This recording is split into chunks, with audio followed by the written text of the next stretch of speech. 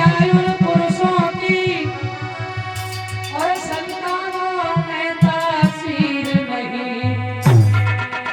और क्या कहा चलत फिर तो बोलो पृथ्वी पर कोई।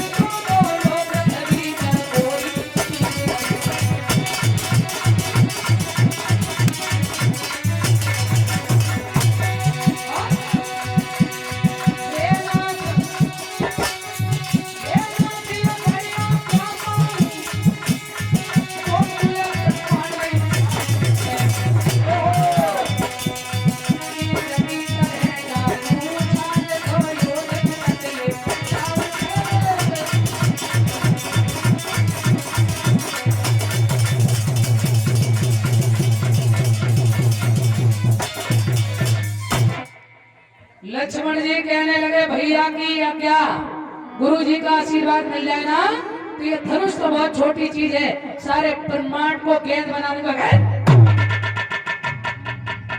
सभा में सन्नाटा हो गया। बड़े बड़े पहलवानों ने धनुष बनाया, भाई पाओ जो छोटी सी चुईया पहाड़ उठाएगी। हाँ, जनक बड़े दुखी है।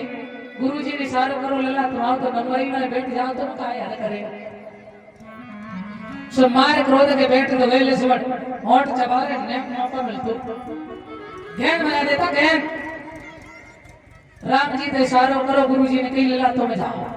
सो राम जी धनुष के पास जब गए हैं, मेरे सज्जनों मन में एक बात याद आ गई। सीता जी ऊपर खड़ी, गणेश जी ने जैसे ही देखा सीता जी तो इशारा करो ये अब हम चले।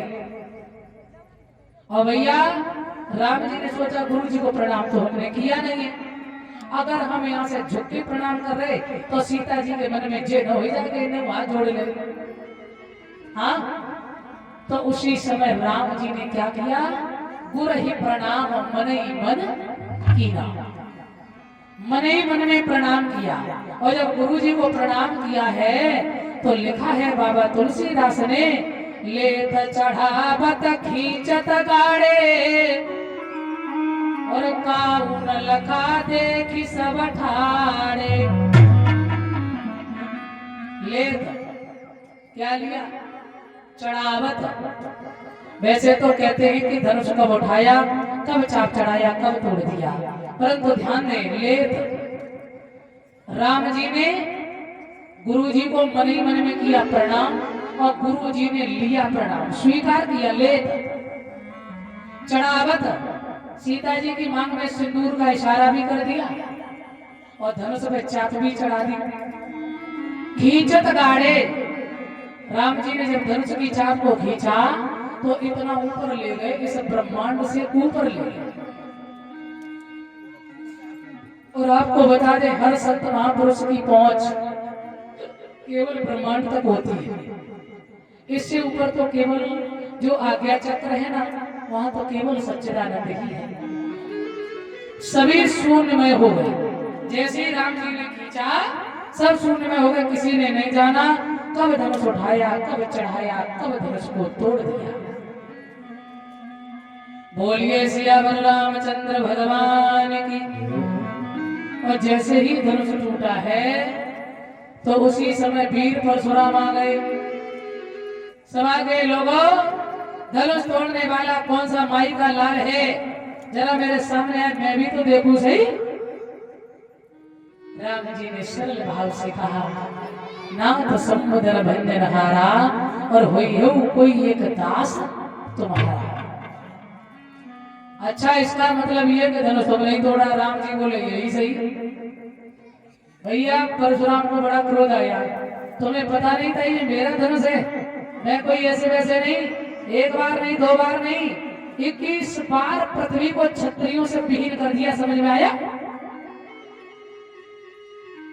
मेरे बिना इजाजत के धनुष को आपने छुआ कैसे?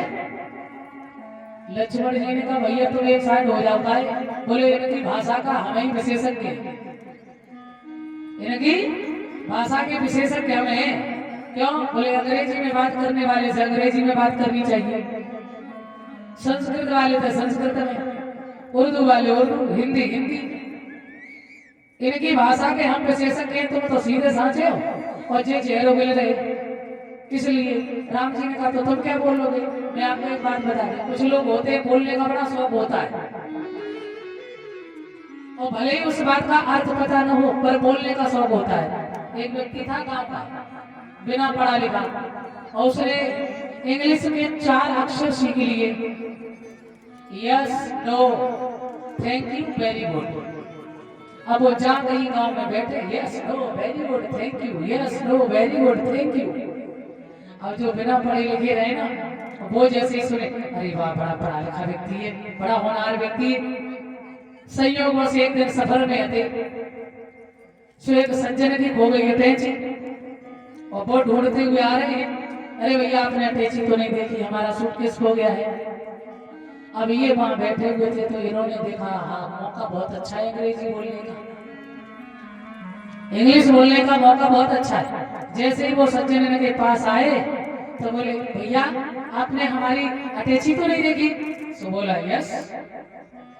अरे वाह, बड़ी अच्छी बात है, दे दो ना। बोले, नो। अरे अटैची मिली है और आप बता भी रहे और मना भी कर रहे, नहीं देंगे, अभी लगाएंगे 2-4 तमाचे तो दिमाग ठीक हो जाएगा। बोले, थैंक यू। सो उसने 2-4 तमाचे लगाए और जैसे ही तमाचे लगाए उसने सोचा आप पिट तो गए, तो आखिरी का को छोड़ के बोले, वेरी गुड।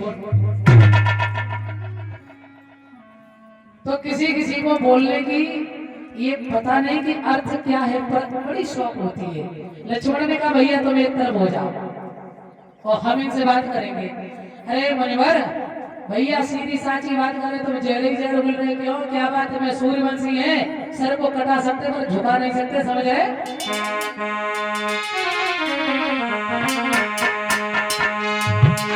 मैं छुई हुई का पेड़ नहीं और जो छूने से